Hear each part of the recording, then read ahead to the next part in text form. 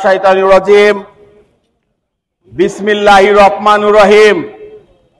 বাংলাদেশ জাতীয়তাবাদী ছাত্র দল রাজশাহী বিশ্ববিদ্যালয়ের ছাত্র দলের আয়োজনে ঢাকা বিশ্ববিদ্যালয়ের ছাত্র দলের মেধাবী শিক্ষার্থী, জুলাইয়ের আন্দোলনের জনসম্মুখের নেতা শাহরিয়া আলম সাম্য হত্যাকাণ্ড এবং রাজশাহী বিশ্ববিদ্যালয়ের মেধাবী শিক্ষার্থী, সমাজকর্ম ডিপার্টমেন্ট বিভাগের মেধাবী শিক্ষার্থী শাওনকে চাকুরবিদ্ধ করার প্রতিবাদে আজকে প্রতিবাদী জমাতের সম্মানিত যুগ্ম আহ্বায়কবৃন্দ এবং রাজশাহী বিশ্ববিদ্যালয়ের শিক্ষার্থীদেরকে জানাই সংগ্রামী সালাম।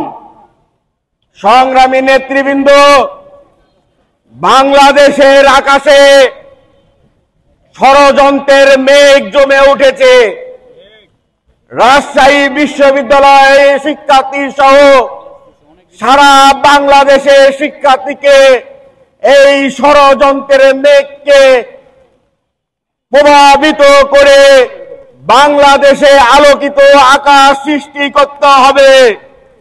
বাংলাদেশের ষড়যন্ত্রের এই কালো মেঘ দূর করতে হলে বাংলাদেশে নির্বাচিত সরকারের বিকল্প কোনো কিছু নেই।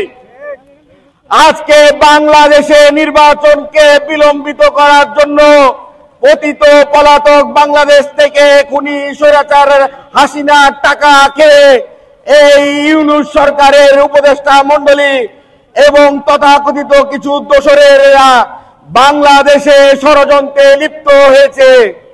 বাংলাদেশকে কিভাবে অস্থিতিশীল পরিবেশ তৈরি করা যায় সেই ধারাবাহিকতায় ঢাকা বিশ্ববিদ্যালয়ের ছাত্র দলের নেতাকে নির্মমভাবে নিহত করা হলো।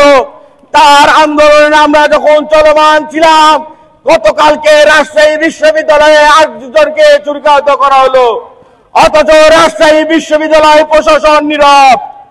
আমরা অতীতে দেখেছি, বর্তমানেও দেখছি, এই রাজশাহী বিশ্ববিদ্যালয়ের প্রশাসন আমাদের সাথে প্রতারণা করে আমাদের রক্তের উপরে দাঁড়িয়ে আজকে এই প্রশাসন ভবনে বসে আছে।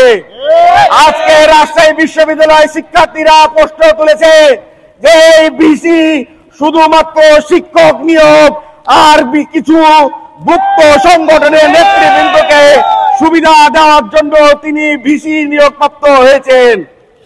আমরা লক্ষ্য করেছি বিভিন্ন ডিপার্টমেন্টে পতিত আওয়ামী লীগের শিক্ষকরা যারা ছাত্রলীগের সন্ত্রাসীদেরকে একাডেমিক পয়েন্ট বৃদ্ধি করে দিয়েছিল, আজকে সেই সকলদেরকে শালী কোটায় আর জামাই কোটাতে শিক্ষক নিয়োগ দেওয়ার পায়তারা চলছে।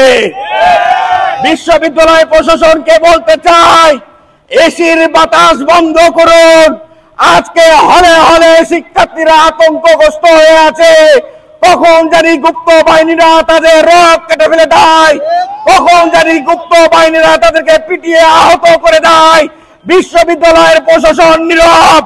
রাজশাহী বিশ্ববিদ্যালয় হল থেকে ল্যাপটপ চুরি হয়ে যায়, রাজশাহী বিশ্ববিদ্যালয় হল থেকে মোবাইল চুরি হয়ে যায়, রাজশাহী বিশ্ববিদ্যালয় শিক্ষার্থীদের খাবার সমস্যা, অথচ রাজশাহী বিশ্ববিদ্যালয় প্রশাসন নীরব। আমাদের বক্তব্য সুস্পষ্ট, অনতিবিলম্বে সাম্য এবং রাজশাহী বিশ্ববিদ্যালয়ের শিক্ষার্থী শাওনকে যারা নির্মমভাবে ছুরিকাঘাত করেছে, আগামী 24 ঘন্টার মধ্যে যদি তাদেরকে গ্রেফতার না করা হয়, রাজশাহী বিশ্ববিদ্যালয়ে অবরোধ ঘোষণা করা হবে।